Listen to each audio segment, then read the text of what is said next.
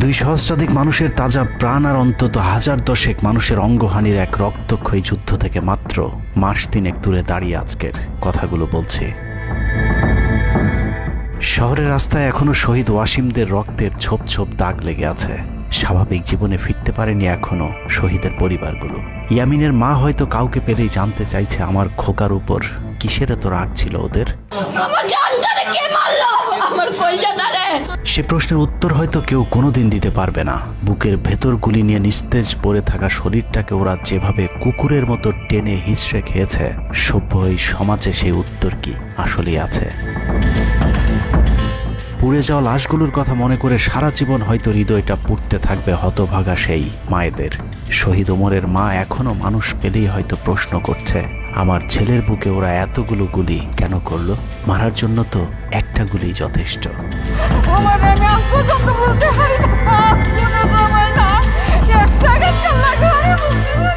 তৃষ্ণা পেলে মুগ্ধের মায়ের হয়তো কানে বেজে উঠবে, পানি লাগবে, পানি।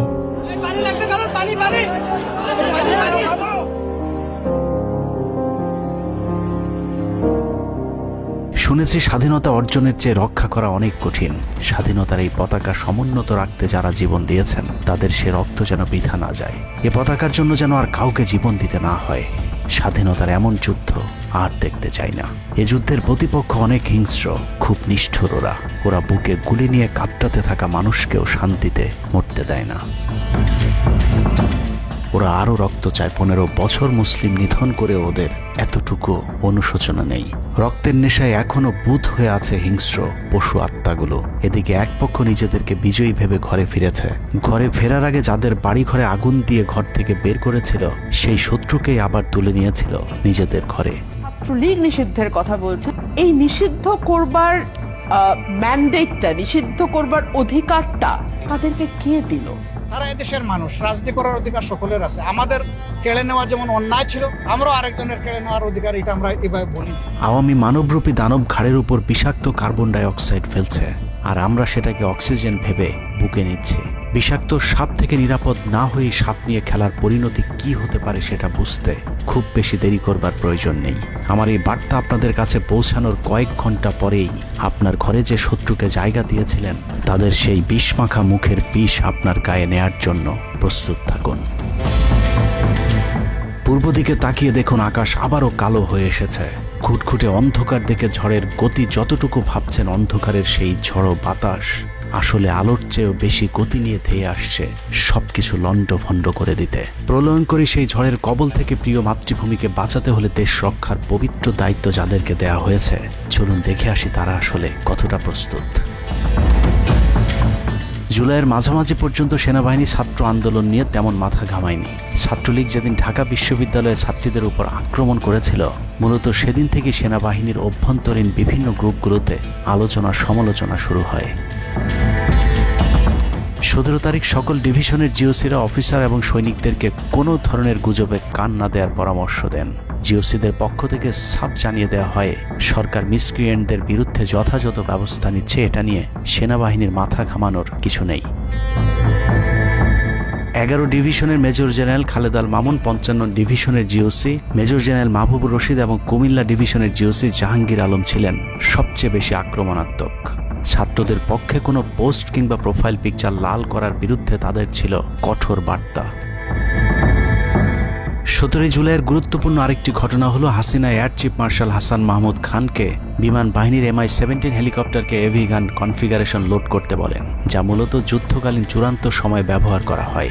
এয়ার চিফ হাসিনাকে উল্টো প্রশ্ন করেন, আমাদের সেনাবাহিনী কি এখনো ফেল করেছে? তাহলে এত দ্রুত বিমান বাহিনী কেন? বিমান বাহিনী প্রধানের মুখের উপর এমন বক্তব্যে শেখ হাসিনা প্রচণ্ড ক্ষেপে যান। এর পরপরই তিনি বিমান বাহিনী প্রধানের বিরুদ্ধে পদক্ষেপ নেওয়ার জন্য ব্রিগেডিয়ার জেনারেল ইমরান হামিদ এবং লেফটেন্যান্ট জেনারেল মুজিবকে নির্দেশ দেন।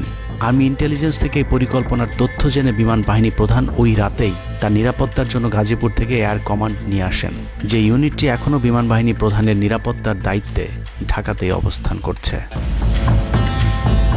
যাই হোক, বিমান বাহিনী প্রধান সেদিন রাজি হলে ব্ল্যাকআউটের সময়টা আরও ভয়ঙ্কর হতে পারত। বিমান বাহিনীর সহায়তা না পেয়ে শেখ হাসিনা পরদিন র্যাব প্রধানকে ডেকে আদেশ দেন তার হেলিকপ্টার প্রস্তুত রাখার। র্যাব প্রধান হাসিনার আদেশ অনুযায়ী ছাত্রদের বিরুদ্ধে অপারেশনে হেলিকপ্টার ব্যবহার করেন। হেলিকপ্টারের গুলিতে যতগুলো হতাহতের ঘটনা ঘটেছে সবগুলোই র্যাবের হেলিকপ্টার থেকে করা হয়েছিল। র্যাবের পাশাপাশি ঢাকার বাইরে দু একটি পাদে প্রায় সবকটি ডিভিশনের জিওসিরা দেশের বিরুদ্ধে অবস্থান নিয়েছিলেন। ঢাকার বাইরে থেকে বিশেষ করে ডিভিশন সাপোর্ট ব্যাটালিয়নকে অগ্রাধিকার ভিত্তিতে ঢাকায় নিয়ে আসা হয়, কারণ তাদের সাথে এপিসি সুবিধা ছিল। এপিসি গাড়িগুলো মূলত ছাত্রদের বিরুদ্ধে চূড়ান্ত পদক্ষেপ নেওয়ার জন্যই আনা হয়েছিল। রাষ্ট্রীয় গুরুত্বপূর্ণ এলাকা কেপিআই রক্ষায় 19 তারিখে সেনা নামানোর সিদ্ধান্ত নেওয়া হয়। নিয়ম অনুযায়ী সেনাবাহিনীর কেপিআই রক্ষার দায়িত্ব পালন করার কথা থাকলেও বিভিন্ন জায়গায় দেখা গেছে সেনাবাহিনীর ছত্রছায়ায় পুলিশ এবং আওয়ামী লীগ ছাত্রলীগের সন্ত্রাসীরা ছাত্রদের উপর হামলা চালিয়েছে। কোথাও সরাসরি সেনাবাহিনীকেও গুলি চালাতে দেখা গেছে। এর মধ্যে ঢাকার 46 পদাতিক ডিভিশনের ইনফ্যান্ট্রি ব্রিগেডের ইউনিটগুলো ঢাকার প্রাণকেন্দ্রগুলোতে ছাত্রদের উপর সবচেয়ে বেশি দমন পীড়ন চালিয়েছে। অনুসন্ধানে 19 থেকে 23 জুলাই পর্যন্ত গণহত্যার সাথে জড়িত সেনাবাহিনীর কয়েকজন অফিসারের নাম উঠে এসেছে, যারা এখনো পর্যন্ত গুরুত্বপূর্ণ সব পদে বহাল আছেন, যা ডক্টর মোহাম্মদ ইউনূস সরকারের জন্য অত্যন্ত বিপজ্জনক। কতটা বিপজ্জনক সেটা বোঝার জন্য আন্দোলনের সময়টাতে ওই অফিসারদের ভূমিকা কী ছিল সেটা একটু দেখে আসি। আন্দোলনের সবচেয়ে বেশি রক্তক্ষেকো ছিলেন বিজিবির ডিজি মেজর জেনারেল আশরাফ। সূত্র জানিয়েছে, ভারতীয় নাগরিকদের বিজিবির পোশাক পরিয়ে মাঠে নামিয়েছিলেন বিজিবির এই মহাপরিচালক। সেনাবাহিনী শেখ হাসিনাকে পদত্যাগের পরামর্শ দেওয়ার পরেও শুধু বিজিবিকে নিয়ে হত্যাকাণ্ড চালিয়ে শেখ হাসিনাকে ক্ষমতায় রাখার গ্যারান্টি দিয়েছিলেন মেজর জেনারেল আশরাফ। 5 তারিখ হাসিনা পালিয়ে যাবার আগ মুহূর্তে তিনি স্বরাষ্ট্রমন্ত্রীকে ফোন করে বলেছিলেন, কয়েক হাজার মানুষ মারলেই পরিস্থিতি ঠান্ডা হয়ে যাবে, অতএব কোনো অবস্থাতেই যেন প্রধানমন্ত্রী পালিয়ে না যান। স্বরাষ্ট্রমন্ত্রীকে তিনি এমনটাই পরামর্শ দিয়েছিলেন। 5 তারিখ সকাল থেকে দুপুর পর্যন্ত ঢাকা শহরে সবচেয়ে বেশি তৎপরতা ছিল বিজেপির। ওই দিন সকাল থেকেই ঢাকার প্রবেশ পথগুলোতে চেকপোস্ট বসিয়ে তল্লাশি চালিয়েছিল মেজর জেনারেল আশরাফের বিজিবি। বিজিবির একটি সূত্র জানিয়েছে, বিজিবি মহাপরিচালক প্রতিদিন সিওদের কাছ থেকে হিসেব নিতেন কে কতজন ছাত্র হত্যা করেছে। বিজিবি মহাপরিচালকের নির্দেশনায় খুনের সেই প্রতিযোগিতায় সবচেয়ে ভালো পারফর্মার ছিল কর্নেল রিদওয়ান। সূত্রের মতে, ছাত্র আন্দোলনে বিজিবি অন্তত 500 শিক্ষার্থীকে গুলি করে হত্যা করেছে। বিজিবি প্রধান এবং রিদওয়ানের মতো তার অনুগত অফিসারদের জেলে থাকার কথা, কিন্তু তারা এখনো গুরুত্বপূর্ণ সব দায়িত্ব পালন করে যাচ্ছে। আর মেজর জেনারেল আশরাফ এখন পর্যন্ত বিজিবি প্রধানের চেয়ারেই বসে আছেন। 46 ডিভিশনের brigade commander brigadier general Imran 24শে জুলাই রাতে তড়ি ঘড়ি করে বের হচ্ছিলেন। এ সময় পাশ থেকে আরেকজন অফিসার তাকে জিজ্ঞেস করেছিলেন কোথায় যাচ্ছেন। তিনি তখন বলেছিলেন শিকারে যাচ্ছি। শিকার শেষে পরদিন নিজেদের মধ্যে কতজনকে গুলি করে মেরেছেন তা নিয়ে হাসাহাসি করেছিলেন brigade commander brigadier general Imran. Brigadier Imran 5 তারিখ যারা কুয়ের পরিকল্পনা করেছিলেন তাদের মধ্যে অন্যতম। যদিও সেনা প্রধানের দূরদর্শিতায় তা সম্ভব হয়নি, কিন্তু অদৃশ্য কারণে তার বিরুদ্ধে এখনো পর্যন্ত কোনো ব্যবস্থা নেওয়া হয়নি। কুমিল্লার জিওসি মেজর জেনারেল জাহাঙ্গীর আলমের পাঠানো কুমিল্লার 15 বিট সাপোর্ট ব্যাটালিয়নকে বাড্ডায় ছাত্রদের দমনে নামানো হয়েছিল। আপনাদের মনে থাকবার কথা, 4 তারিখ দুপুরে কুমিল্লার একটি ভিডিও সোশ্যাল মিডিয়াতে ছড়িয়ে পড়েছিল, যেখানে দেখা গিয়েছে সেনাবাহিনীর একটি এপিসি থেকে পুলিশের দিকে লক্ষ্য করে ফায়ার করা হচ্ছে। অনেকের মাঝে একটি ভুল ধারণা রয়েছে যে কুমিল্লা ক্যান্টনমেন্টের সেনাবাহিনী হয়তো ছাত্র জনতার পাশে দাঁড়িয়েছিল। মূল ঘটনা হলো 4 তারিখ দুপুর 11টার দিকে সোশ্যাল মিডিয়াতে ছড়িয়ে পড়া ওই ভিডিওটি একজন জুনিয়র অফিসারের ব্ল্যাঙ্ক ফায়ার। ওই সময় ছাত্রদেরকে দেখা যায় এপিসির পাশে উল্লাস করতে। ঘটনার পরপর কুমিল্লার কুখ্যাত সন্ত্রাসী এমপি বাহার শেখ হাসিনার মিলিটারি সেক্রেটারিকে বিষয়টি ফোন করে জানালে উক্ত এপিসি ইউনিটটিকে ক্যান্টনমেন্টে ব্যাক করান জিওসি জাহাঙ্গীর আলম। ওই ঘটনাটিকে তিনি পরবর্তীতে নিজের ক্রেডিট হিসাবে মানুষের সামনে তুলে ধরে নিজেকে আওয়ামী বিরোধী হিসেবে চালিয়ে দেওয়ার চেষ্টা করেছেন, যার ফলশ্রুতিতে তিনি ডিজিএফআই প্রধানের মতো গুরুত্বপূর্ণ একটি পদ বাগিয়ে নেন। অথচ 4 তারিখ ওই ঘটনা বাদে কুমিল্লায় সবখানে সেনাবাহিনীর পাহারায় ছাত্র জনতাকে হত্যা করেছে আওয়ামী সন্ত্রাসীরা। 5 তারিখ সেনাবাহিনীর তৎকালীন chief of general staff lieutenant general Shahinul Haque খুনিদের অন্যতম একজন। কট্টর ভারতপন্থী এই দালাল আন্দোলনের শুরু থেকে শেষ পর্যন্ত হাসিনাকে টিকিয়ে রাখার যুদ্ধ চালিয়ে গিয়েছে। হাসিনা চলে যাবার পরও সেনাবাহিনীতে কু করার চেষ্টা করেছেন শাহিনুল হক। অথচ সেনাপ্রধান মধুর শাস্তি হিসেবে তাকে সিজিএস থেকে সরিয়ে এনডিসির কমান্ডেন্টের মতো গুরুত্বপূর্ণ পদে বসিয়েছেন। এছাড়া সম্প্রতি আওয়ামী ঘেঁষায় এই কর্মকর্তাকে 15 বছর ধরে যেসব সেনাবাহিনীর কর্মকর্তারা প্রমোশন বঞ্চিত ছিলেন তাদের প্রমোশনের লক্ষ্যে গঠিত কমিটির প্রধান করা হয়েছে তাকে, যে কারণে বঞ্চিত অফিসারেরা শঙ্কায় আছেন ন্যায্য অধিকার ফিরে পাবার। নবম ডিভিশনকে মনে করা হয় ঢাকার সেফগার্ড। এই পদে প্রধানমন্ত্রীর সবচেয়ে বিশ্বস্ত অফিসারকে বসানো হয় সব সময়। নবম ডিভিশনের জিওসি মেজর জেনারেল মঈন খানও ছিলেন হাসিনার গুম খুনের অন্যতম দোসর, অথচ তাকে এখনো পর্যন্ত স্বপদে বহাল রাখা হয়েছে, যা অত্যন্ত ঝুঁকিপূর্ণ। 5 তারিখের আগে আশুলিয়াতে ছাত্র হত্যা থেকে শুরু করে 5 তারিখের পরে গার্মেন্টসের সব অস্থিরতার জন্য নবম ডিভিশনের এই জিওসি সরাসরি যুক্ত। সেনাবাহিনীর স্পর্শকাতর আরেকটি জায়গায় বসে আছেন আরেক খুনি ব্রিগেডিয়ার জেনারেল সেলিম আজাদ।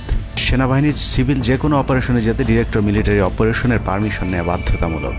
এমনকি জরুরি ভিত্তিতে কোনো অপারেশনে যেতে হলেও তাকে অবশ্যই পরে অবহিত করতে হয়, অর্থাৎ তার অনুমতিক্রমে সেনাবাহিনী ঢাকাতে সব হত্যাকাণ্ড চালিয়েছে। শুধু তাই নয়, তিনি খবর রাখতেন যারা অপারেশনে ছাত্রদের উপর গুলি চালাতো না তাদেরকে নাজিমুদ্দৌলা অকথ্য ভাষায় গালাগাল করত।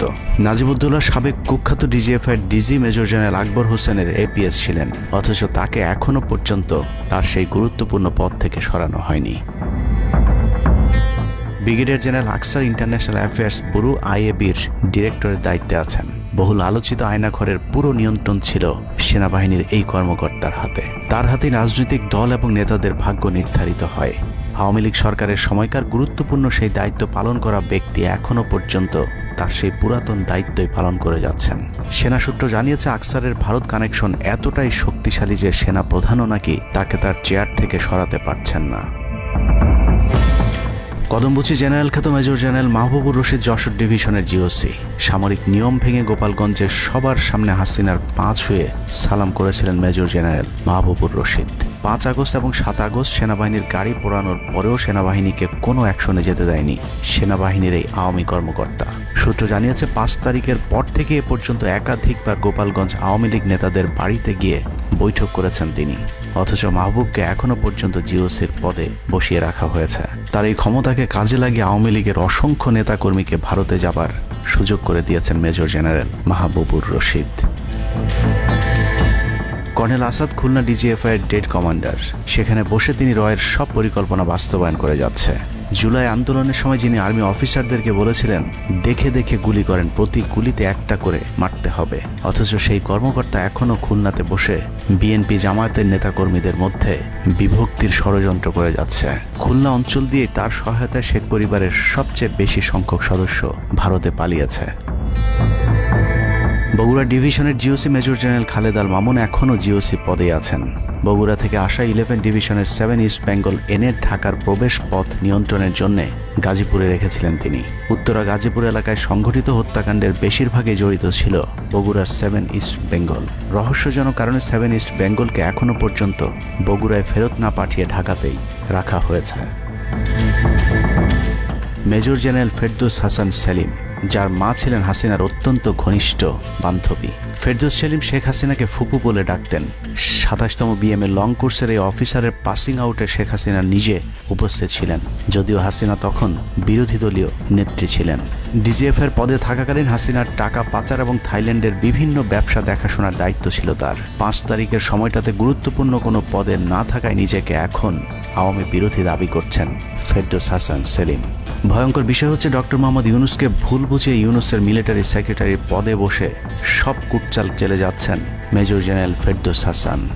গ্যারান্টি দিয়ে বলে রাখলাম, সুযোগ পেলে সবার আগে ডক্টর মোহাম্মদ ইউনূসের মিলিটারি সেক্রেটারি নিজেই ইউনূসের গলা চেপে ধরবে। অতএব যত দ্রুত সম্ভব ডক্টর মোহাম্মদ ইউনূসের মিলিটারি সেক্রেটারির পদ থেকে তাকে সরাতে হবে। শেখ হাসিনার গণভবন ঠেকাতে সবচেয়ে বেশি শক্ত বলয় তৈরি করা হয়েছিল। অনুসন্ধানে জানা যায় শেখ হাসিনাকে রক্ষা করতে গণভবনের আশপাশে সেনাবাহিনীর অন্তত 13টি অস্থায়ী চেকপোস্ট বসানো হয়েছিল, যেখানে east Bengal regiment, field regiment artillery, Bangladesh infantry regiment, infantry brigade headquarter সহ সেনাবাহিনীর বেশ কয়েকটি চেকপোস্ট বসানো হয়েছিল শুধুমাত্র শেখ হাসিনাকে রক্ষা করার জন্য। সেনাবাহিনীর এসব আর্মি অফিসারদের সম্মিলিত অপারেশনে ছাত্রদের উপর চালানো হয়েছে নির্মম নৃশংস হত্যাযজ্ঞ। কিন্তু এই হত্যাকাণ্ড সেনাবাহিনীর ভেতরে থাকা দেশপ্রেমিক অফিসারদের বিবেকের দরজা খুলে দিয়েছিল। 20 থেকে 23 জুলাই ইন্টারনেট বন্ধ করে যে পৈশাচিক হত্যাকাণ্ড চালানো হয়েছে সেই দৃশ্য যখন একের পর এক সামনে আসতে শুরু করেছিল, তখন সাধারণ মানুষ যেভাবে স্তম্ভিত হয়েছিল, ঠিক একইভাবে সেনাবাহিনীর বিবেকবান জুনিয়র এবং মধ্যম সারির অফিসারদেরকেও ব্যাপকভাবে নাড়া দেয়। ভিডিওগুলো যত ছড়িয়ে পড়ছিল ততই থমথমে হয়ে উঠতে থাকে সেনাবাহিনীর অভ্যন্তরীণ পরিবেশ। 27 তারিখ প্রাপ্ত গোয়েন্দা তথ্যের ভিত্তিতে সেনাপ্রধানকে জানানো হয় পরিস্থিতি নিয়ন্ত্রণের বাইরে চলে যাচ্ছে। কোনো অবস্থাতেই প্রধানমন্ত্রীকে ক্ষমতায় রেখে পরিস্থিতি নিয়ন্ত্রণ করা সম্ভব নয়। গোয়েন্দা ওই রিপোর্টে আরও জানানো হয় সেনাবাহিনীর ভেতরে বিদ্রোহের আশঙ্কা দেখা দিয়েছে। বিশেষ করে মধ্যম সারি এবং জুনিয়র অফিসারদের ভেতর ব্যাপক অসন্তোষ লক্ষ্য করা যায়। একই রিপোর্ট প্রধানমন্ত্রীর অফিসকেও অবহিত করা হয়। সেই রিপোর্টের পরেও কঠোর অবস্থানে যাবার সিদ্ধান্ত নেওয়া হয় সরকারের পক্ষ থেকে। এদিকে গোয়েন্দা রিপোর্টের প্রেক্ষিতে সেনা ইউনিটের মধ্যম সারি জুনিয়র অফিসার এবং সৈনিকদের উপর কঠিন সামরিক গোয়েন্দা নজরদারি চলতে থাকে, যে কারণে প্রচণ্ড ক্ষোভ থাকলেও কোনো ধরনের পূর্ব প্রস্তুতি ও পারস্পরিক যোগাযোগ না থাকায় সেনাবাহিনীর দেশপ্রেমিক অফিসার ও সৈনিকেরা কিংকর্তব্য বিমূঢ় হয়ে পড়েন। 27-28 দুই দিন এভাবেই টান উত্তেজনার মধ্য দিয়ে কেটেছে। 29শে জুলাই শেখ হাসিনাকে পরিস্থিতি সম্পর্কে ধারণা দিতে সেনাপ্রধান সারা দেশের অফিসারদেরকে নিয়ে সেনা সদরের হেলমেটে একটি ভিডিও টেলিকনফারেন্সে দরবার গ্রহণ করেন। সেই কনফারেন্স অপারেটরের অসাবধানতাবশত স্ক্রিনে হঠাৎ করে ক্যামেরা টার্ন অফ করা HPM নামে একটি বক্স ভেসে উঠেছিল। এরপরে উপস্থিত অফিসারেরা হাসিনার উপস্থিতির বিষয়টি বুঝে ফেলেন। অনেকের ধারণা শেখ হাসিনা উপস্থিত আছেন এটা বোঝাতেই HPM বক্সটি সবাইকে দেখানো হয়েছিল, যেন কেউ কোনো ধরনের অভিযোগ করতে না পারেন। কিন্তু সবাইকে অবাক করে বেশ কয়েকজন অফিসার তাদের ক্ষোভের কথা জানান। এর মাঝে রাজশাহী CMH এর একজন মেজর র্যাঙ্কের নারী চিকিৎসক 19 থেকে 23 তারিখ পর্যন্ত চলা ছাত্র হত্যার বিভীষিকাময় বর্ণনা তুলে ধরে আবেগী এক বক্তব্য দেন। সূত্র জানিয়েছে এ সময় সেনাবাহিনীর কয়েকজনকে কাঁপতে দেখা গেছে। একদিকে সেনাবাহিনীর উচ্চপদস্থ অফিসারদের মারমুখী অবস্থান, অন্যদিকে বেশিরভাগ জুনিয়রদের নিষ্ক্রিয়তার মধ্য দিয়ে সেনাবাহিনীতে স্পষ্ট দুটি ভাগ লক্ষ্য করা যায়। এরই মধ্যে সেনাবাহিনীর কাছে প্রাপ্ত গোয়েন্দা তথ্য অনুযায়ী যে কোনো সময় সেনাবাহিনীতে বিদ্রোহ দেখা দিতে পারে। বিশেষ করে লেফটেন্যান্ট কর্নেল থেকে নিচের অফিসারদের ভেতর ব্যাপক ক্ষোভের বিষয়টি গোয়েন্দা প্রতিবেদনে জানানো হয়। সেই প্রেক্ষিতে 3 তারিখ শর্ট নোটিসে আরেকটি টেলিকনফারেন্স কল করা হয়। মূলত ওই রিপোর্টের প্রেক্ষিতে হাসিনার বিশ্বস্ত ওয়াকার হাসিনা থেকে মুখ ফিরিয়ে নেন, কারণ হাসিনাকে বাঁচাতে গিয়ে তিনি নিজের জীবন বিপদে ফেলতে চাননি। 3 তারিখ কনফারেন্সের শুরুতেই সবাইকে ঠান্ডা রাখতে একটি মুনাজাত করা হয়েছিল। যে মুনাজাতে গুরুত্বপূর্ণ একটি দোয়া ছিল, রাব্বানা লা তাজআলনা মাআল কওমিজ জালিমিন, অর্থাৎ হে আল্লাহ, আমাদেরকে জালিম সম্প্রদায়ের অন্তর্ভুক্ত করবেন না। এ সময় পুরো দরবার রুমে পিন পতন নীরবতা লক্ষ্য করা গেছে। মূলত এই মুনাজাতের মধ্য দিয়ে ফয়সালা হয়ে যায় সেনাবাহিনী কাদের পক্ষে দাঁড়াবে। সেনা সূত্র থেকে পাঠানো এসব তথ্যে উঠে এসেছে সেনাবাহিনী কোন কোন এলাকায় ছাত্র জনতার উপর গুলি চালিয়েছিল এবং কতটা পরিকল্পিতভাবে মানুষ হত্যার ছক কষা হয়েছিল। 4 তারিখও সেনাবাহিনীর ভূমিকা ছিল অত্যন্ত অস্পষ্ট। কিছু জায়গায় সেনাবাহিনী ছাত্রদের পক্ষে, আবার কিছু জায়গায় ছাত্রদের উপর গুলিও চালিয়েছে। 4 আগস্ট সবার প্রথম 24 ডিভিশন চট্টগ্রামের GOC lieutenant general Mainur Rahman তার বাহিনীকে ছাত্রদের পাশে দাঁড়ানোর নির্দেশ দেন। 5 তারিখ সকাল পর্যন্ত আর্মির ভূমিকা ছিল অত্যন্ত সন্দেহজনক। সকাল 10টা পর্যন্ত আর্মি কড়াকড়িভাবেই দায়িত্ব নিয়েছিলেন। বিশেষ করে গণভবনের আশপাশে 12টা পর্যন্ত ছাত্রদেরকে ভয় দেখাতে কয়েক রাউন্ড লাইভ অ্যামুনেশন ফায়ার করা হয়। 4 তারিখ 3 বাহিনী প্রধান, পুলিশ প্রধান এবং DGDGF এর সারা রাত নির্ঘুম কেটেছে। 3 থেকে 5 তারিখ পর্যন্ত গুরুত্বপূর্ণ কিছু ঘটনা ঘটেছে, সেটা তুলে ধরবার আগে শেখ হাসিনার পালিয়ে যাওয়ার বর্ণনা দিয়ে আসা যাক। 5 তারিখ সকাল ঠিক 9টায় প্রধানমন্ত্রীর অফিসে গিয়ে শেখ হাসিনাকে পদত্যাগ করতে বলেন সেনাপ্রধান। শেখ হাসিনার কথা শোনার সাথে সাথে সেনাপ্রধানকে দৌড়ে মারতে আসেন। এ সময় 3 বাহিনী প্রধানকে অকথ্য ভাষায় গালাগাল করেন শেখ হাসিনা। জেনারেল ওয়াকারকে হাসিনা বলেন, তুই পুলিশকে দেখে শিখতে পারিস নাই। এ সময় বিমান বাহিনী প্রধান সজীব ওয়াজেদ জয়কে ফোন করে তার মাকে বোঝানোর জন্য অনুরোধ করেন। সজীব ওয়াজেদ জয় এটি জানার পর উল্টো আর্মি চিফকে তুই তুকারি করে হুমকি দিতে থাকেন, তোর কোন বাবা তোকে চিফ বানাইছে, তোর বউ ছেলে মেয়ে কে কোথায় আছে সবকিছু দেখে নেওয়া হবে। রাগান্বিত হয়ে এরপরে সজীব ওয়াজেদ জয় লাইভে গিয়ে আবল তাবল বকতে থাকেন। ঠিক আছে, শেখ হাসিনার পর আপনাদের কি হবে সেটা আমারও চিন্তার বিষয় না, আমার পরিবারের আর চিন্তার বিষয় না, আপনারা বুঝবেন। এরই মধ্যে 9:30 বেজে যায়। শেখ হাসিনাকে কোনোভাবে রাজি করাতে না পেরে সেনাপ্রধান হাসিনাকে 2টি বিকল্প দেন, পদত্যাগ অথবা গ্রেফতার। ওদিকে মিরপুরে বসানো সেনাবাহিনীর চেকপোস্টগুলো খুলে দেওয়া হলে বিনা বাধায় গণজোয়ার ঢুকে পড়তে থাকে। মবটি যখন গণভবন থেকে মাত্র 20 মিনিটের দূরত্বে চলে আসে, এ সময় সেনাবাহিনী এক প্রকার জোর করে শেখ হাসিনাকে পদত্যাগপত্রে সই করান। এ সময় এসএসএফের দু একজন এগিয়ে আসতে চাইলেও সেনাপ্রধান হাত ইশারা করলে তারা জায়গায় দাঁড়িয়ে থাকেন। পদত্যাগের পর শেখ হাসিনা জাতির উদ্দেশ্যে ভাষণ দেওয়ার অনুরোধ করলে সেনাপ্রধান হাসিনাকে বলেন, জীবন বাঁচাতে চাইলে দ্রুত গাড়িতে গিয়ে উঠুন, জনগণ গণভবনে ঢুকে পড়ছে। সেনাবাহিনীর মতে শেখ হাসিনা সেদিন মাত্র 5 মিনিটের জন্য বেঁচে গিয়েছেন, তা না হলে জনগণ তাকে ধরে ফেলত। হাসিনাকে গণভবন থেকে উদ্ধার করে বিমানে ভারত পাঠিয়ে দেওয়ার জন্য মোট 3টি রুট প্ল্যান করা হয়েছিল। প্ল্যান এ, গণভবন থেকে গাড়ি বহরে বিমান বাহিনীর ব্লু স্কাই স্কুলের গেট দিয়ে তেজগাঁও বিমানবন্দরে ঢুকে ঢাকা সেনানিবাসে প্রবেশ এবং তারপর বিএএফ বেস দিয়ে বিমান বাহিনীর রানওয়েতে প্রবেশ। সেখান থেকে বিমান বাহিনীর C-130 যে বিমানে ভারতে উড্ডয়ন। দুর্ভাগ্যজনকভাবে ততক্ষণে বিপ্লবী জনতা শেওড়াপাড়া রাস্তা দিয়ে বিমান বাহিনীর ব্লু স্কাই স্কুলের গেট ক্রস করে আগারগাঁও চৌরাস্তা পর্যন্ত চলে এসেছিল। ওদিক দিয়ে ক্যান্টনমেন্টের জাহাঙ্গীর গেটও ছাত্র জনতার দখলে, তাই গণভবন থেকে গাড়িতে করে ঢাকা সেনানিবাসে ঢোকার সব পথ বন্ধ হয়ে গিয়েছিল, যে কারণে প্ল্যান বি অবলম্বন করতে হয়েছিল হাসিনাকে উদ্ধারকারীদের। প্ল্যান বি অনুযায়ী গণভবন থেকে বিমান ঘাঁটিতে যাওয়ার তখন একটাই পথ বাকি ছিল, তা হলো হেলিকপ্টারে যাওয়া। বিমান বাহিনীর MI-17 হেলিকপ্টার চন্দ্রিমা উদ্যানের পাশে বাণিজ্য মেলার মাঠে এসে অবতরণ করে। খুনি হাসিনা চন্দ্রিমা উদ্যানের পাশের রাস্তা দিয়ে বাণিজ্য মেলা মাঠে প্রবেশ করে এবং সেখান থেকেই হেলিকপ্টারে করে বিমান বাহিনী ঘাঁটিতে নিয়ে যাওয়া হয় তাকে। সেখানে গিয়ে তারেক সিদ্দিকী এবং সালমান এফ রহমানের জন্য কিছুক্ষণ অপেক্ষা করে শেখ হাসিনা। তবে শেষ পর্যন্ত সালমান এফ রহমানের পৌঁছাতে দেরি হয় শেখ হাসিনাকে নিয়ে কোনো গন্তব্য ছাড়াই 10টা 45 মিনিটে উড়াল দেয় বিমান বাহিনীর C-130 জুলিয়েট বিমানটি। সাধারণত বিমানের রুট ব্যবহারে কোড ব্যবহার করতে হলেও সেটা করেনি। রাডার ফাঁকি দিতেই জীবনের ঝুঁকি নিয়ে এই পদ্ধতি অবলম্বন করা হয়েছিল। ফুল ফুয়েল লোড করা হয়। ভারতে যদি জায়গা না হয় তাহলে যেন মধ্যপ্রাচ্যের কোনো দেশ পর্যন্ত চলে যাওয়া যায়। মোট 9 জন পাইলটকে নিয়ে বিমানে ওঠানোর পর কোনো ধরনের নির্দেশনা বা ম্যাপ প্ল্যানিং ছাড়াই পাইলটদেরকে বলা হয় টেক অফ করতে।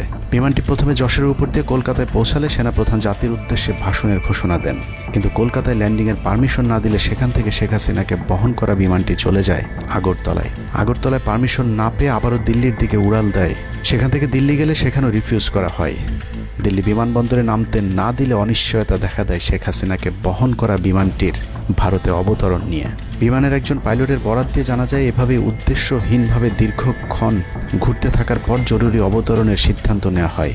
তবে জরুরি অবতরণের ঠিক আগ মুহূর্তে দিল্লির গাজিয়াবাদ এয়ারবেজে নামার অনুমতি পায় C-130 জুলিয়েট, যেখানে অজিত ধওয়াল তাকে রিসিভ করেন। অবতরণে জটিলতার কারণেই 5 তারিখ সেনাপ্রধান জাতির উদ্দেশ্যে ভাষণ দিতে বারবার দেরি করছিলেন, কারণ তিনি নিশ্চিত হতে চাচ্ছিলেন শেখ হাসিনা ভারতে অবতরণ করেছেন। তারপরই বাংলাদেশের মানুষ মুক্তি পায় এক ফেরাউনের হাত থেকে। হাসিনা পালিয়ে যাওয়ার সেই খবর পৃথিবীর সবাই জানে, কিন্তু 3 থেকে 5 তারিখ পর্যন্ত ক্যান্টনমেন্টে কিছু ঘটনা ঘটেছে, যেই ঘটনা এখনও আমাদের কাছে অজানা। 3 তারিখ সেনাপ্রধানের ওই ভার্চুয়াল মিটিংয়ের পর মোটামুটি নিশ্চিত হয়ে যায় শেখ হাসিনা অধ্যায় বাংলাদেশের শেষ। শুরু হয় ভারতের প্ল্যান বি বাস্তবায়নের প্রক্রিয়া।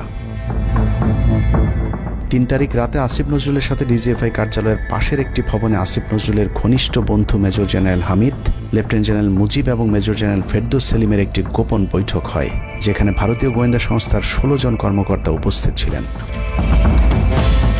মূলত 5 তারিখ শেখ হাসিনা পদত্যাগ করার পর করণীয় নির্ধারণ করতেই ওই বৈঠক অনুষ্ঠিত হয়। দীর্ঘ বৈঠক শেষে মোট 3টি বিকল্প নির্ধারণ করা হয়। প্রথমটি জরুরি অবস্থা জারি করে সেনাবাহিনীর হাতে ক্ষমতা দেয়া, দ্বিতীয়টি আসিফ নজরুলকে প্রধান উপদেষ্টা করে একটি অন্তর্বর্তীকালীন সরকার গঠন। অন্তর্বর্তীকালীন সরকারের ভেতরে যেন ভারতীয় বলয়ের লোকজন বেশি সংখ্যায় রাখা যায় সেটা নিশ্চিত করার ব্যাপারেও আলোচনা হয় বৈঠকে, এবং সেটা নিশ্চিত করতে আসিফ নজরুলের পেছনে সেনাবাহিনীর ওই অংশটির সর্বোচ্চ সাপোর্ট থাকারও নিশ্চয়তা দেওয়া হয়। মূলত আসিফ নজরুলকে সামনে রেখে সেনাবাহিনীর মাধ্যমেই দেশ চালানোর পরিকল্পনা করা হয়েছিল 3 তারিখের ওই গোপন বৈঠকে। 4 তারিখ 3 বাহিনী প্রধানের মধ্যে দফায় দফায় বৈঠক চলেছে। সেই বৈঠক থেকে সিদ্ধান্ত হয় 5 তারিখ সকাল 9টার মধ্যে শেখ হাসিনাকে চূড়ান্তভাবে পদত্যাগের বিষয়টি জানিয়ে দেওয়া হবে। এর পরপরই আসিফ নজরুলকে আবারও ক্যান্টনমেন্টে ডেকে আনা হয় এবং শেখ হাসিনার পদত্যাগের পর আওয়ামী নেতা কর্মীদেরকে যতটা সম্ভব নিরাপত্তা দেয়া, বেসরকারি বিভিন্ন প্রতিষ্ঠানগুলোতে যতটা সম্ভব আগের কর্মকর্তাদেরকে রেখে দেয়া এবং বিটিআর হত্যাকাণ্ড নিয়ে কোনো ধরনের পদক্ষেপ না নেওয়ার সহ বেশ কিছু করণীয় ঠিক করে দেওয়া হয়। দীর্ঘ সেই আলোচনার কারণে 4 তারিখ সারা রাত ক্যান্টনমেন্টে অবস্থান করেছেন আসিফ নজরুল। তাৎক্ষণিক আসিফ নজরুলের কাঁধে 2টি দায়িত্ব দেওয়া হয়: আর্মির প্রতি সকলের আস্থা তৈরি করা এবং হাসিনার পদত্যাগের পরপর ছাত্রদেরকে সেনাবাহিনীর নিয়ন্ত্রণে নিয়ে আসা। কথা মতো আসিফ নজরুল 4 তারিখ রাত এবং 5 তারিখ খুব সকালে ক্যান্টনমেন্টে বসে ফেসবুকে তিনি 2টি পোস্ট করেন। পোস্টের প্রথমটি 4 তারিখ রাতে সেনাবাহিনীকে প্যাট্রিয়ট সম্বোধন করে করা হয়, যেন সেনাবাহিনীর প্রতি ছাত্র জনতার আস্থা বেড়ে যায়, এবং পরেরটি সংখ্যালঘুদের বাড়িঘরে হামলা না চালানোর অনুরোধ করে পোস্ট করা হয়। দুপুর 12টার আগে আসিফ নজরুলের করা হিন্দুদেরকে নিয়ে ওই পোস্টে প্রমাণ করে আসিফ নজরুল আগে থেকেই জানতেন কিছুক্ষণ পর আসলে কি ঘটতে যাচ্ছে। আমরা এখন আর্মি চিফের সাথে একটা আলোচনায় আছি। আমি যতটুকু ওনার সাথে কথা বলেছি আমার কাছে মনে হয়েছে নজরুল 4 তারিখ রাত এবং 5 তারিখ খুব সকালে ক্যান্টনমেন্টে বসে ফেসবুকে তিনি 2টি পোস্ট করেন। পোস্টের প্রথমটি 4 তারিখ রাতে সেনাবাহিনীকে প্যাট্রিয়ট সম্বোধন করে করা হয়, যেন সেনাবাহিনীর প্রতি ছাত্র জনতার আস্থা বেড়ে যায়, এবং পরেরটি সংখ্যালঘুদের বাড়িঘরে হামলা না চালানোর অনুরোধ করে পোস্ট করা হয়। দুপুর 12টার আগে আসিফ নজরুলের করা হিন্দুদেরকে নিয়ে ওই পোস্টে প্রমাণ করে আসিফ নজরুল আগে থেকেই জানতেন কিছুক্ষণ পর আসলে কি ঘটতে যাচ্ছে। আমরা এখন আর্মি চিফের সাথে একটা আলোচনায় আছি। আমি যতটুকু ওনার সাথে কথা বলেছি আমার কাছে মনে হয়েছে, আশা করছি আপনাদের জন্য অনেক বড় সুসংবাদ আসছে। বিজয়ের খবর আগেই জেনে যাওয়াটা সমস্যা না, কিন্তু সমস্যা হলো আসিফ নজরুল সবাইকে আন্দোলনের কেন্দ্রবিন্দু ঢাকা বিশ্ববিদ্যালয়ে যেতে না বলে ক্যান্টনমেন্টের সুখবরের অপেক্ষায় থাকতে বলেন। মূলত আসিফ নজরুলের ওই ফাঁদে পা দিয়ে ছাত্র জনতার জুলাই আগস্ট বিপ্লবের বিজয় হাতছাড়া হয়ে গিয়েছিল। ছাত্র নেতাদের সরলতাকে কাজে লাগিয়ে আসিফ নজরুল নাহিদ আসিফদেরকে সেনাপ্রধানের কাছে আসতে বলেন। নাহিদ, আসিফ, মাহফুজরা সেনাপ্রধানের কাছে যাবার আগে আসিফ নজরুলের প্রধান উপদেষ্টা হবার বিষয়টি চূড়ান্ত হয়ে যায়। সমন্বয়কেরা পৌঁছানোর পর সেনাপ্রধান তাদেরকে জানায় আসিফ নজরুল হচ্ছেন প্রধান উপদেষ্টা, কিন্তু ছাত্ররা ডক্টর মোহাম্মদ ইউনুসকে প্রধান উপদেষ্টা বানানোর দাবি করলে আসিফ নজরুল তাদেরকে জানায় ডক্টর ইউনুস প্রধান উপদেষ্টা হতে রাজি না। কিন্তু ছাত্র নেতাদের সাথে ইউনুসের আগে থেকে যোগাযোগ ছিল, যে কারণেই সেনাপ্রধানকে ছাত্ররা জানায় আমরা ডক্টর ইউনুসের সাথে একান্তে কথা বলতে চাই। ছাত্ররা ডক্টর ইউনুসকে ফোন করলে তিনি জানান প্রধান উপদেষ্টা হতে চান না সেনাবাহিনী কিংবা আসিফ নজরুলের কাছে তার এরকম কোনো বার্তা তিনি দেননি। এরপর ছাত্র নেতাদের দাবির মুখে ইউনুসকে প্রধান উপদেষ্টা বানাতে বাধ্য হয় সেনাবাহিনী। ডক্টর মোহাম্মদ ইউনুসকে প্রধান উপদেষ্টা করা হলেও ক্ষমতার কেন্দ্রে থেকে যায় ভারত নিয়ন্ত্রিত ক্যান্টনমেন্টের মদতপুষ্ট আসিফ নজরুল, যাকে তারা সুনিপুণভাবে গেল এক যুগে তিলে তিলে তৈরি করেছেন। আসিফ নজরুল তার মন্ত্রণালয়ের বাইরেও সবখানে নিয়োগ থেকে বদলি বরখাস্তের একক ক্ষমতা ভোগ করতে থাকে। একদিকে সেনাবাহিনীর ছত্রছায়া আসিফ নজরুলের হাত ধরে ভারতীয় এজেন্টদেরকে গুরুত্বপূর্ণ সব পদে বসানো হচ্ছিল, অন্যদিকে চলছিল পুরো দেশ দখলের ভয়ঙ্কর ষড়যন্ত্র। কিন্তু ছাত্রদের চাপের মুখে আসিফ নজরুলের পরিবর্তে ডক্টর মোহাম্মদ ইউনুসের প্রধান উপদেষ্টা হবার বিষয়টি কোনোভাবেই মেনে নিতে পারেনি সেনাবাহিনীর ভারতপন্থী অংশটি, যে কারণে 5 তারিখ রাতেই একটি ব্যর্থ সেনাকুয়ের ষড়যন্ত্র করা হয়েছিল। 5 তারিখের পরপরই ইউনুসের একের পর এক ভারতীয় আগ্রাসন বিরোধী বক্তব্যে আতঙ্কিত হয়ে ওঠে ভারতীয় বলয়, যে কারণে 8 তারিখ শপথ নেয়ার আগেই ডক্টর মোহাম্মদ ইউনুসকে হত্যা করে সেনাকুয়ের আরেকটি চেষ্টা চালায় সেনাবাহিনীর ওই অংশটি। 8 তারিখ ডক্টর ইউনুসের নেতৃত্বে নতুন সরকার শপথের ঠিক আগ মুহূর্তে একটি সেনাকুয়ের চেষ্টা করা হয়। কুয়ের নেতৃত্ব দেন লেফটেন্যান্ট জেনারেল মুজিব এবং মেজর জেনারেল হামিদুল হক।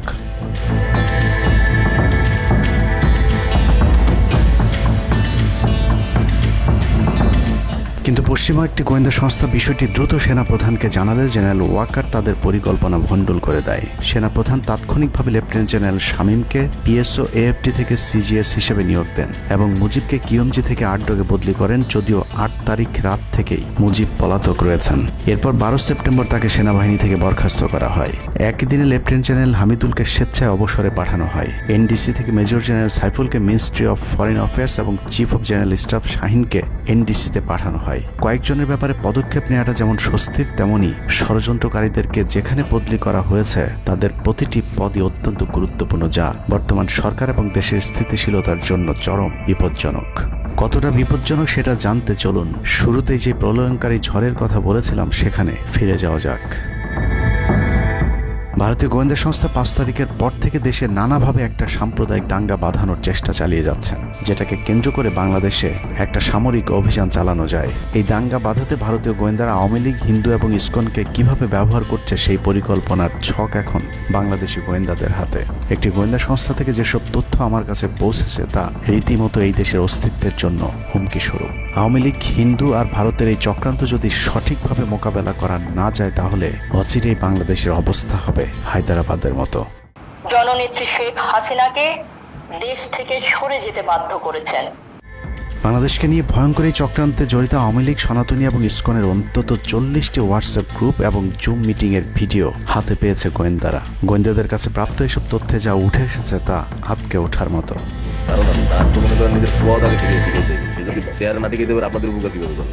সেনাপ্রধান জামাত হলে এতদিন আওয়ামী লীগ বাইসে ফেলা দিত, ঠিক আছে? এটা তো আমাদেরও আওয়ামী লীগেরও একটা গেম হতে পারে, বলা যায় জামাত শিবিরের উপরে সব চাপা দিতে পারে, এটাও হতে পারে। এসব গ্রুপগুলোতে রীতিমতো বাংলাদেশের বিরুদ্ধে যুদ্ধের প্রস্তুতি চলছে। গ্রুপে তাদের সাথে সাবেক আওয়ামী লীগ সরকারের শীর্ষস্থানীয় নেতা থেকে বর্তমান সেনাবাহিনীতে চাকরিরত জেনারেল পর্যন্ত মাঝে মধ্যেই নাকি যোগ দিচ্ছেন। নানক ভাই থেকে শুরু করে আমাদের সুজিত দা, তারপর আরো অনেক টপ লেভেলের যারা মন্ত্রী, মিনিস্টার, প্রতিমন্ত্রী, তারপরে ইভেন কামাল ভাই।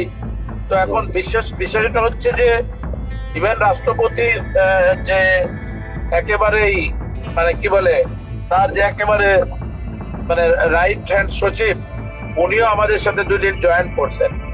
তো এখন ওনারা আসলে ভালো হইতো, যারা যারা আসেন আসলে ভালো হইতো। অনেক আমাদের এখানে প্রায় 12 থেকে 13 জন আপনার এমপি এসে কথা বলেছেন, যেটা আপনারা জানেন না, ঠিক আছে? বাংলাদেশে একেবারে টপ লেভেল সামরিক বাহিনীর 4 থেকে 5 জন জেনারেল লেভেলের লোকজন ওনারা এসে এখানে বসে থেকে আমাদের লাইভ শুনে গেছেন। আমাদের প্রধানমন্ত্রী উনি নিজে এসে বসে থেকে গেছেন। গ্রুপের সবচেয়ে ভয়ঙ্কর তথ্য পাওয়া গেছে ভুয়া মুক্তিযোদ্ধা জেডাই খান পান্নার মেসেজ থেকে। আওয়ামী এই আইনজীবী শহীদ সাইফুল ইসলাম আলিফের হত্যাকাণ্ড নিয়ে চাঞ্চল্যকর তথ্য দিয়েছে জেডাই খান পান্না। একটি চ্যাটিংয়ে তিনি লিখেছেন, দাড়িওয়ালা উকিল বেশি হয়ে গিয়েছে, আরো 2-1টারে খেয়ে দাও, আদালতে আমরা আছি, এখন অল্প কদিন জেলে থাকলেও 30 তারিখের পরে পুরস্কার পাবা। আরেকটি মেসেজে তিনি লিখেছেন, সুযোগ হাতছাড়া হয়েছে তোমাদের কারণে, কালকে সব হয়ে যেত। পরিকল্পনা ছিল কুপিয়ে মারার পর হিন্দুদের বাড়িতে হামলা হলে ভারত থেকে ট্রুপ চলে আসবে। ওরা যেহেতু হামলা করেনি, তোমাদেরই উচিত ছিল নিজেরা নিজেদের বাড়ি ঘরে আগুন দেওয়া। পেছনের ঘটনা বাদ দিয়ে 30 তারিখের পরিকল্পনায় মনোযোগী হও সবাই। শহীদ আলিফ হত্যাকাণ্ড নিয়ে আরেকজন লিখেছেন, কালকে আদালতে একটা লাশ পড়বে, হিন্দু ভাইদের পাশে আমাদের সবাইকে থাকতে হবে, ব্রিগেড মেজরের কমান্ড মেনে চলতে হবে। 30 তারিখের কর্মসূচি নিয়ে গ্রুপটিতে সশস্ত্র যুদ্ধের মাধ্যমে দেশ দখলের ভয়ঙ্কর সব আলোচনা করার ভিডিও হাতে এসেছে আমাদের। তারা বাঙালি অস্ত্রগুলি আছে, এই অস্ত্রগুলি কোথায় আছে আমার কাছে অলরেডি খবর এসেছে। আমি নিউজ দিচ্ছি গোয়েন্দাদের মাধ্যমে, তারা বলেছে 5000-এর বেশি তারা অস্ত্র আছে, M60 রাইফেল, সাইবার রাইফেল আছে, 47 রাইফেল আছে, তাদের কাছে অত্যাধুনিক শটগান আছে। আলোচকদের একজন বলছিলেন, সাবেক এবং বর্তমান পুলিশের সমন্বয়ে 1700 অস্ত্রধারী গ্যারিলা প্রস্তুত করা হয়েছে 30 নভেম্বরের জন্য। আমরা ইতিমধ্যে কথা বলেছি, পুলিশ পার্টির কথা বলছি, পুলিশের অনেক উদ্যোগের কথা, প্রত্যেকটা আইন থেকে শুরু করে পুলিশ পার্টিরা এসে এসেছেন, ওনারা আমার সাথে কথা বলে আমাদের যোগাযোগ রক্ষা করছে। ঢাকা শহরকে কিভাবে ব্লক করা হবে সেই পরিকল্পনাও করা হচ্ছে এসব জুম মিটিংগুলোতে। আমাদের কাজে হলো আব্দুল্লাহপুর, আব্দুল্লাহপুর, আশুলিয়া, টঙ্গী আছে, আমরা উত্তরা ওইটা একটা ব্লক দিবেন, তাহলে আমরা খুব সহজে আমাদের কাজ সফল করব। সশস্ত্র যুদ্ধের জন্য পুরো দেশকে মোট 10টি বিভাগে বিভক্ত করা হয়েছে, যেখানে একজন করে ব্রিগেড মেজর নিয়োগ দেওয়া হয়েছে, যাদের সবাই দেশেই অবস্থান করছেন। এর মধ্যে গ্রুপে প্রাপ্ত জেডাই খান পান্নার নম্বরটিতে মেসেজ পাঠানো হলে মুহূর্তেই সাড়া দেন তিনি। কল করতেই গড় গড় করে সবকিছু স্বীকার করেন। জেডাই খান পান্না, জি আমি তাই। 30 তারিখ 50 থেকে 80% পুলিশ, আনসার, এমনকি সচিবালয়ের আমলারাও তাদের পক্ষে মাঠে নামবে বলে স্বীকার করেন গেরিলা আক্রমণের পরিকল্পনাকারী জেডাই খান পান্না। আপনারা কি কোনো গেরিলা ইনভেশন হামলা করা যাবে? ঢাকার স্টুডেন্টরা যদি এখনো সাপোর্টার্স অর্গানাইজ হইতে নামে, এই অ্যাডমিনিস্ট্রেশনের 50% না 80% লোক নেমে আসবে, পার্টিকুলারলি পুলিশ, আনসার এবং সেক্রেটারিয়েট থেকে। পালিয়ে যাবার আগে এই ভিডিও প্রচারের সাথে সাথে রাষ্ট্রদ্রোহিতার অভিযোগে তাকে গ্রেফতার করতে হবে, তাহলে চক্রান্তকারীদের আরও পরিকল্পনার তথ্য পাওয়া যেতে পারে। ভবিষ্যতে এ ধরনের ষড়যন্ত্র বন্ধ করতে গ্রুপে থাকা সকলের মোবাইল নম্বর এবং চেহারা দেখে শনাক্তের পর দ্রুত গ্রেফতার করতে হবে। সূত্র জানিয়েছে, ডিজিএফআই প্রধানের প্রত্যক্ষ তত্ত্বাবধানে চলছে এসব দেশবিরোধী তৎপরতা। আর্মিকে ম্যাজিস্ট্রেসি পাওয়ার দেয়া হলেও তাদেরকে ক্ষমতা প্রয়োগ করতে দেওয়া হচ্ছে না, যে কারণে আওয়ামী লীগ নেতারা বেশিরভাগ এখনও দেশে থাকলেও তাদেরকে ধরা হচ্ছে না। অতএব সেনাবাহিনীর উচ্চপদস্থ হাসিনাপন্থী অফিসারদেরকে দ্রুত সেনাবাহিনী থেকে সরাতে হবে। 5 তারিখ সেনাপ্রধান যে ভূমিকা রেখেছেন তার জন্য তিনি অবশ্যই প্রশংসার দাবিদার, কিন্তু সেনাপ্রধানকে প্রমাণ করতে হবে তিনি আসলেই নায়ক নাকি খলনায়ক। 5 তারিখের পরেও সেনাবাহিনীর গুরুত্বপূর্ণ পদগুলোতে রদবদল না করা এবং গুম খুনের সাথে জড়িত অফিসারদের বিরুদ্ধে কোনো ব্যবস্থা না নেওয়া সহ বিডিআর হত্যাকাণ্ডের বিষয়ে দৃশ্যমান কোনো পদক্ষেপ না নেওয়া খুবই সন্দেহজনক। সূত্র জানিয়েছে, সেনাপ্রধানের স্ত্রীর সাথে প্রতিনিয়ত শেখ হাসিনার যোগাযোগ রয়েছে। অতএব সেনাপ্রধানকে দ্রুত তার অবস্থান পরিষ্কার করে সেনাবাহিনীর গুরুত্বপূর্ণ পদগুলোতে নতুন করে নিয়োগ দিতে হবে। সেনাবাহিনীর জুনিয়র এবং মধ্যম সারির অফিসার এবং সৈনিকদের সবসময় দেশের স্বার্থে যুদ্ধের জন্য প্রস্তুত থাকতে হবে। মনে রাখতে হবে, সেনাবাহিনী আমাদের আস্থার প্রতীক। সিনিয়র অফিসারদের দেশবিরোধী আদেশ এলে সৈনিকদেরকে নিয়ে তাদেরকে প্রতিহত করতে হবে। মনে রাখতে হবে, সংখ্যায় আপনাদের মতো দেশপ্রেমিকদের সংখ্যাই এখনও সেনাবাহিনীতে বেশি। দেশের যে কোনো প্রয়োজনে সেনাবাহিনী যদি জনগণকে ডাক দেয়, তাহলে এ দেশের প্রতিটি মানুষ জীবন দেওয়ার জন্য প্রস্তুত রয়েছে। ডক্টর মোহাম্মদ ইউনূসের পাশে থাকা ভারতীয় গুপ্তচর আসিফ নজরুল, মিলিটারি সেক্রেটারি ফেরদৌস হাসান সেলিম এবং প্রেস সেক্রেটারি শফিকুল আলমকে দ্রুত সরাতে হবে। প্রধান উপদেষ্টার সাথে ছাত্র নেতাদের সাক্ষাতের পথ সহজ করতে হবে। আসিফ নজরুলরা অসৎ উদ্দেশ্যে মাহফুজ আলমকে তার পাশ থেকে সরিয়েছে। অতএব যত দ্রুত সম্ভব মাহফুজ আলমকে আবারও বিশেষ সহকারীর পদে ফিরিয়ে আনতে হবে। গুরুত্বপূর্ণ যে কোনো সিদ্ধান্তের ক্ষেত্রে নাহিদ এবং আসিফদের মতামত প্রধান উপদেষ্টাকে গুরুত্বের সাথে নিতে হবে। জেডাই খান পান্নাদের ষড়যন্ত্র এবার সফল না হলেও এই ষড়যন্ত্র চলতেই থাকবে। বাংলাদেশের প্রতিটি মানুষকে চোখ কান খোলা রাখতে হবে, মনে রাখতে হবে শত্রু আপনাদের ঘরের কোণেই। ভারত যদি বাংলাদেশে আক্রমণ করে, তাহলে সবার আগে আওয়ামী লীগ আর শ্রীকৃষ্ণের ভক্তরাই আপনার গলায় ছুরি ধরবে। অতএব শত্রুরা যেন আবারও বাংলাদেশের স্বাধীনতাকে ভারতের কাছে বিক্রি করতে না পারে, সেদিকে সবাইকে লক্ষ্য রাখতে হবে। আল্লাহ হাফেজ।